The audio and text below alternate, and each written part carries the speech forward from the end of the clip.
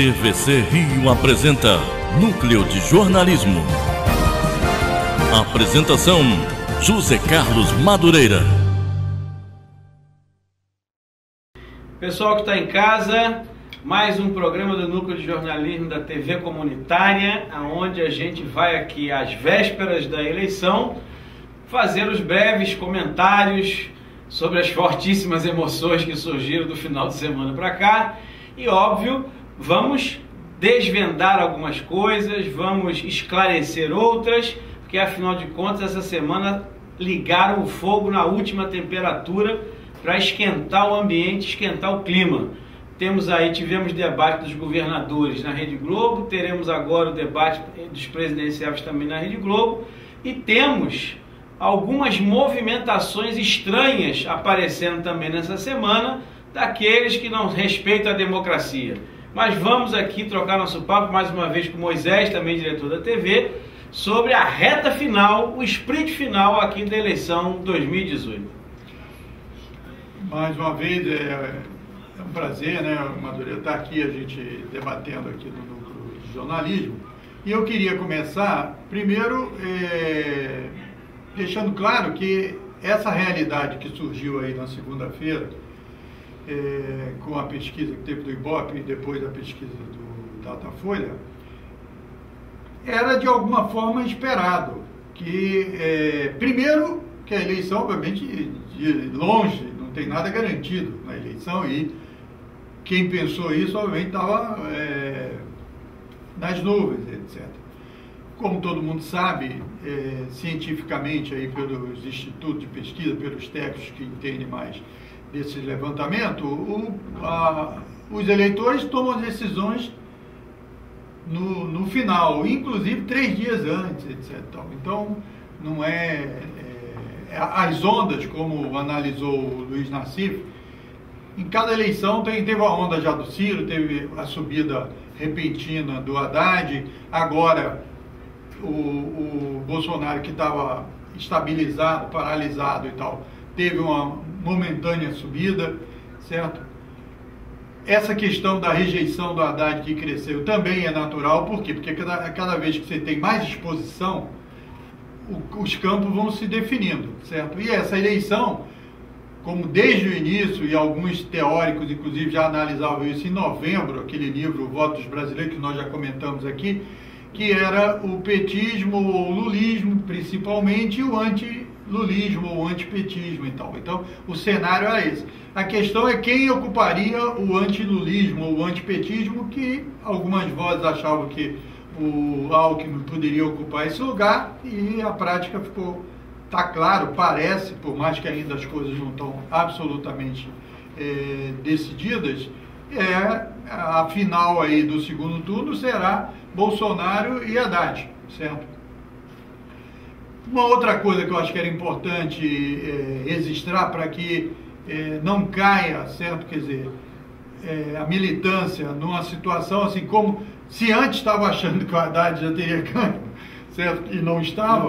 Agora também não pode ficar achando, a coisa está perdida. Não tem nada perdido, não, certo? Isso faz parte da luta. Nós temos aí a campanha ainda a ser desenvolvida, e é importante perceber que, veja, o Bolsonaro estava trabalhando entre 25% e 28%, certo?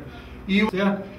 Tem eleitores aí de candidatos tipo Meirelles e tal, que estão querendo transitar, porque é o pessoal do campo conservador. A questão é que o campo progressista tem que começar a se preocupar em organizar já o segundo turno, certo? Se não, os eleitores já definirem, certo, um campo de voto útil do lado progressista. Moisés, eu acho que quem acompanhou o Núcleo de Jornalismo da TVC nos últimos 6 meses, onde nós estamos aqui debatendo as eleições, quem quiser recuperar, vai lá na página do YouTube, da TVC, bota lá www.tvc comunitário, que você vai encontrar todos os programas do Núcleo de Jornalismo e outros programas da TV também. Mas aqui nós sempre dissemos o seguinte: qual era o objetivo da eleição? derrotar o PT. Esse era o objetivo da eleição. De que forma? Não deixar chegar no segundo turno, ter um segundo turno entre candidaturas do campo conservador e golpistas. Ninguém acreditava que Haddad que Lula conseguiria transferir voto para o Haddad, então fizeram uma aposta. Todo o movimento foi para deslocar o PT, prender o Lula, ou seja, tirar o PT do jogo. O campo progressista. Né? Tirar o campo progressista do jogo. E o que aconteceu? Todo mundo tomou uma calça riada, porque imediatamente a consolidação da candidatura do Haddad, o Haddad foi para 20 e tantos %, foi para o segundo das pesquisas. Com esse susto, evidentemente, nós denunciamos aqui na TV Comunitária, assim, o objetivo deles agora vai ser tentar evitar que o PT vá para o segundo turno. E para isso eles vão inflar o Bolsonaro e vão querer inflar alguém, ou Ciro ou Marina, ou Haddad, ou Alckmin, ou Ciro ou Alckmin. O que eles fizeram? Tentaram. O que eles fizeram agora nesse final de semana? Porque eu acho que é bom você que está em casa entender como é que as pessoas manipulam as pesquisas. Pegar Bolsonaro de 25 para 28, isso é margem de erro, não é pesquisa. Manter o Haddad em 22 e descer um ou dois pontos, isso é margem de erro. Aí cresceu o Alckmin 2 pontinhos, aí o Alckmin foi para 11, 12, isso é margem de erro. Ou seja, o que está sendo conduzido nessa última semana de campanha? Criar uma onda suficientemente grande para tirar o Haddad do segundo turno. Ou em última instância, não sei se as pessoas podem chegar a esse nível de barbaridade, mas em última instância dá a vitória para o Bolsonaro no primeiro turno. Porque o que você levanta, que ainda tem 30% decidindo o seu voto, os grandes meios corporativos, os golpistas, estão se movimentando para que esse voto útil não vá para o PT, vá para qualquer outro lado, mas não vá para o PT. Para garantir ou uma vitória no primeiro turno do Jair Bolsonaro, ou tirar o PT do segundo turno e entrar qualquer outra candidatura para o segundo turno. Acho que esse é o desenho que está sendo articulado, que a gente cansou de falar aqui, para evitar um segundo turno, evitar, na verdade, um plebiscito. Isso. Que é, de um lado, as forças progressistas democráticas e do outro, os golpistas desse país. A civilização e a barbárie. A civilização e a barbárie. A democracia e o autoritarismo. Exatamente. Eu acho que você definiu bem. O interesse deles, primeiro, eles tentaram desconstruir o Bolsonaro, tentando ver se conseguia levantar alguém. Aí a matéria da Veja, né, quer dizer, que parece que é verdade, aquele material ali é uma coisa de processo e tal, o cara teria roubado o cofre, por mais que a mulher agora já fala outra coisa, mas está tudo registrado, certo?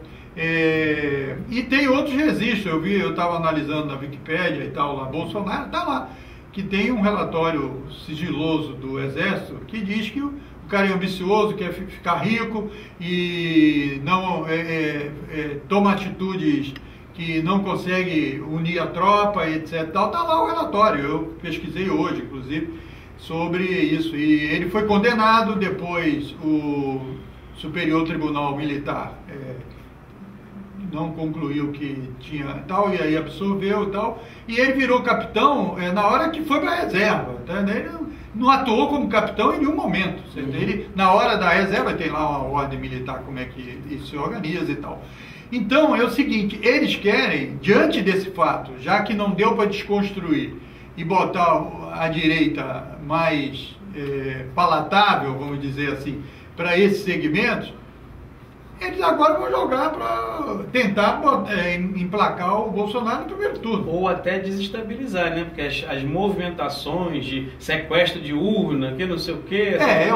Isso eu também vou comentar um pouco. Mas eu acho que o movimento que está aí é o seguinte, é trabalhar para resolver a parada no primeiro turno. Por quê? Porque o Haddad mostrou um crescimento que nem o pessoal do Haddad, né, nem o campo progressista achava que ia ser tão rápido.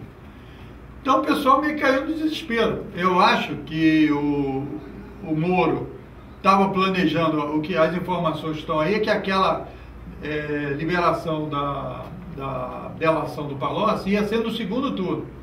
Certo? Tiveram que antecipar. Aí anteciparam rapidamente, etc., para tentar, primeiro, garantir que eles tivessem um representante no primeiro turno. E, diante do embate que vai ser colocado, eles vão tentar resolver no primeiro turno. Mas isso, obviamente, que é muito, quase impossível de ocorrer e tal. Agora, esse crescimento que não era esperado pelos conservadores, porque os conservadores estão achando que o PT nem devia disputar a eleição, certo? Que o Lula não ia entrar de maneira nenhuma e que a substituição não ia transferir voto. É isso que eles trabalharam o tempo inteiro. E agora estão dizendo que o hashtag ele não ajudou o hashtag ele sim, certo? Quer dizer, ele inventa as teorias. Claro. E qual é o objetivo? A desmobilização. É a mobilização do campo conservador e a desmobilização do campo progressista. Eu acho que é importante, é o seguinte, o jogo está, olha, começando. Nós sabíamos que a última semana é o jogo duro, é o momento decisivo, certo? Vão sair outras pesquisas, certo? Vão ter os debates da Globo, que você comentou aí o debate estadual, vai ter o debate nacional, certo? Então a jogada mesmo é agora. E, portanto, a mobilização tem que permanecer e ampliar. E já tem que ser preparado o campo progressista para a convergência do segundo turno, do Ciro, certo? Junto com quem for para o segundo turno, que no caso tudo indica que é o Haddad, certo? Tem que o campo progressista se unir para fazer essa campanha do segundo turno. Mas não tem nada perdido, certo? A questão é que os conservadores, desesperados diante do fato de que vão ter que apoiar o Bolsonaro, os segmentos que não são mais agressivos, etc., eles estão trabalhando por um voto útil aí, já antecipadamente. E isso ia, obviamente, dar gás à candidatura do Bolsonaro. Eu acho que a gente, nesses últimos dias, né, que a gente vai sentir um pouco a seguinte situação, vai constatar a seguinte situação. É verdade que o movimento do final de semana passado, o movimento de massa contra o fascismo, contra a ditadura, né, em defesa da democracia, de certa forma, a força do movimento consolidou o eleitorado do coisa, né, como chamam, né, do coisa, né? Não, e botou meio desespero também no outro campo. Então vamos jogar todas as armas agora. Nós temos que jogar um balde de água fria nesse momento. Exato. Mas o que eu quero chamar a atenção é que, provavelmente, eu não vou dizer com certeza, o lado de lá pensou que poderia desgastar, desidratar o coisa e alavancar outra candidatura para chegar no segundo turno. O resultado foi que consolidou definitivamente aquele eleitorado do coisa, né? Ele está consolidado, não desidratou, e por sua vez o eleitorado do Haddad também não desidratou. Por mais que as pesquisas digam que não cresceu, na verdade o que a gente vê na rua é o contrário. Exatamente. Então qual é o problema? Essa é uma jogada para baixar a bola do lado de cá. Certo? Então qual é o problema dele? Se você reparar no programa eleitoral de televisão, todo mundo parou de falar dos problemas do Brasil, parou de falar de economia, parou de falar de educação, todo mundo fala agora que o inimigo público número 1 é o PT.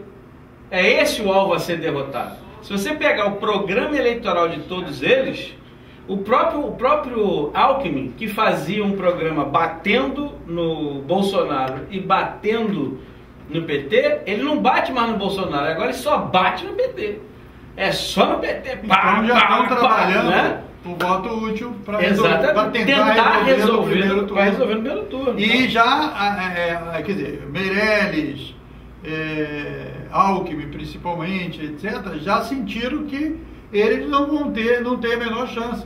As bases do Alckmin, uma parte já aderiu, já foi. Eles sentiram que o projeto deles estava fazendo água, então eles concentraram. O que cabe agora o campo progressista fazer? Certo? Fazer o movimento de preparação do segundo turno, manter a luta para chegar no primeiro turno, entendeu? Com mais amplitude, porque, como você disse, a margem de erro é o seguinte, são 2 pontos numa pesquisa. Então, 2 com 2, 4. 2 mais 2, 4. Certo? Então, 4 pontos aí já pode ser colocado, porque está tudo dentro da margem. E quando a pesquisa são 3 pontos, 3 mais 3, 6. Exatamente. São 6 aí que já pode, e isso pode causar um certo, uma perplexidade. É nisso que faz a manipulação. Exatamente. É na margem de erro. E para criar perplexidade. Exato. Como o campo progressista trabalha com a mobilização, com mais gente trabalhando, o efeito psicológico é forte. Como havia um movimento crescente com o sábado, e tal, se deixar essa onda crescer, então os caras jogam a bomba logo vira na segunda. Tsunami, vira tsunami. Então os caras jogam a bomba segunda-feira. E obviamente que alguns setores sentem, mas tem que sentir pouco tempo, já passou, pessoal, tem que voltar à luta, etc e tal, porque a luta é essa, o que você vai fazer? Não tem nada a se fazer além de lutar, certo? Porque não tem outro caminho. Lutar. E os inimigos vão, eles terem antecipado o Palocci, o bispo ter largado os candidatos dele para apoiar o Bolsonaro, do agronegócio também e tal. Isso demonstra não grandeza deles ou força deles, demonstra que eles estão raspando o tacho do que eles têm para injetar num candidato que eles não estão gostando muito. Eu quero chamar a atenção para uma coisa que não tem necessariamente a ver com o resultado eleitoral, mas eu quero ressaltar isso que você falou. O movimento que esses setores reacionários e conservadores estão fazendo na sociedade brasileira, ou seja, estão tentando juntar o possível e o impossível, tudo que eles têm. Mostra também, como aprendizado do processo eleitoral, vai mostrar também qual é o tamanho deles na sociedade brasileira. Eu acho que isso é o pós-eleição, é o que vai acontecer. Mas veja, ali não é o nome do candidato, mas ali é uma mentalidade que se aglutina, uma ideologia que a gente tem que estar atento, que é por isso que está sendo denunciada a ideologia fascista. Mas a sociedade fique de olho, porque não existe. Está aí o tamanho deles na sociedade brasileira. A gente tem que abrir o olho com isso. E a outra coisa, fica cada vez mais explícito nesses debates e nas argumentações, que o grande motivo, todo mundo que critica esses 12 anos, 13 anos de governo progressista, não tem mais para onde fugir. A crítica é o quê? Só falta eles criticarem agora o Bolsa Família. Porque já critica a política de cotas, já critica a luta contra a homofobia, já critica a luta contra a violência sexual, a luta do direito das mulheres. Ou seja, eles já criticam tudo isso, dizendo que tudo isso foi um erro. A única coisa que falta agora para eles criticarem é o Bolsa Família. Ou seja, cai a máscara de vez. Isso, no fundo, a contradição é de classe. Exatamente. Né? E os segmentos que poderiam trabalhar, que são liberais, mas são democratas e tal, estão vendo, porque eles... eu acho que tem uma ilusão aí, Madureira, nesse segmento, certo? Por exemplo, não, tudo bem, a gente põe, mas isso não vai ser tanto. Isso é o que aconteceu com o Hitler. Certo? É o que aconteceu com o Hitler. As instituições vão controlar. Exatamente. Antes do Hitler tomar o poder, os caras minimizavam o que o Hitler... E o Hitler falou tudo que queria fazer. Certo? Eles minimizavam achando, depois a gente vai controlar e tal. Se analisar o Supremo Tribunal Federal na época da ditadura, também aconteceu isso. Os caras não... Vamos aqui ficar quietinho, porque depois a gente vai... Aí, foi cacete. E é isso, exatamente. Eu queria chegar exatamente nesse ponto. Porque tem segmento que já começa a fazer a conciliação, né? Então, o Toffoli, que coisa mais... E foi desmascarado hoje pelo próprio Daniel Arão Reis. Daniel Arão Reis, que é o historiador e tal, que era um cara que foi do PC, etc. tal, do PCzão, ele citou Não, conforme as ideias do Arão Reis, etc., não é bem assim. Aconteceram erros da direita e erros da esquerda antes do movimento de 64. Aí o Arão foi hoje para a Folha de São Paulo. Aí. Descascou. Não é nada disso. Não é nada disso. O que está acontecendo é que o Toffoli está conciliando com o obscurantismo, achando que vai controlar, fazer defender alguma coisa. Então, esse Toffoli realmente é uma coisa para ser analisada depois das eleições. Porque, pelo amor de Deus, esse troço está difícil. Então, podemos nos preparar aí que, se a gente conseguir passar por essa fase, tem que fazer como foi feito na Venezuela, certo? Que foi para um plebiscito para aumentar de 10 para 19 os membros da Suprema Corte. Ou como fez o Roosevelt, né? O Roosevelt também fez isso. Olha, esses caras têm que fazer o programa que foi eleito pelo povo. Se não fazem, então vamos aumentar a Suprema Corte para a gente... Porque a Suprema Corte é uma coisa separada do povo. Então, o povo decide uma coisa na eleição, a democracia, né, o regime do povo, não é isso que fala? Do povo para o povo, pelo povo, sempre do povo, não sei o que do povo. Então, porque realmente esses segmentos, certo, estão vivendo uma situação, certo? Quer dizer, porque eu acho que também, nesse momento, Madureira, é que a gente vê quem é realmente íntegro, do ponto de vista da democracia, íntegro no sentido de ser profundo, certo? E quem tem, mas eu gaguejo e tal, etc. Então, camaradas e companheiros, é o seguinte, a luta é o único caminho. Você que está em casa assistindo a TV comunitária, a gente tem uma mensagem muito clara para todos vocês. A eleição no Brasil, não só a eleição para presidente, mas também a eleição para governadores, deputados, senadores, ela caminha para um plebiscito, onde de um lado estão as forças democráticas, as forças progressistas, e do outro estão os golpistas. No frigir dos ovos, tudo que eles tentaram esconder ao longo desses 2 anos, quando dizia foi golpe, não é golpe, foi golpe, não é golpe, na verdade eles tentaram esconder essa máscara. Mas cada vez mais, e principalmente ao longo da campanha, ficou explícito, ficou claro quais são os 2 campos que estão atuando na eleição. De um lado, volto a dizer, de um lado são as forças democráticas nacionais e populares. Do outro, são os golpistas, né? Os facínoras da nossa república. E, Madureira, é importante também perceber o seguinte, esse movimento que as pesquisas indicaram, isso está sendo trabalhado no campo conservador. A eleição é entre, como disse o Madureira, acabou de dizer, é entre o campo conservador e o campo progressista, ou entre a civilização e a barbárie. Não quer dizer que todo mundo que vota no Bolsonaro ou que vota nesses caras são bárbaros, não é nada disso. Eu estou falando do ponto de vista do que comanda esse tipo de candidatura.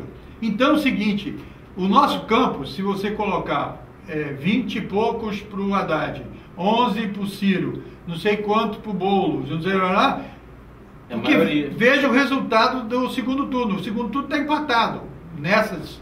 E a gente sabe que o segundo turno, o cara pode, a margem de erro é muito mais ampla no sentido do cara manipular e tal, etc. Então é o seguinte, a luta está começando, certo? Não tem nada resolvido. O importante é que vamos ter uma candidatura pujante, certo? Quer dizer, no segundo turno, e o que tem que fazer é trabalhar essa unidade do campo progressista.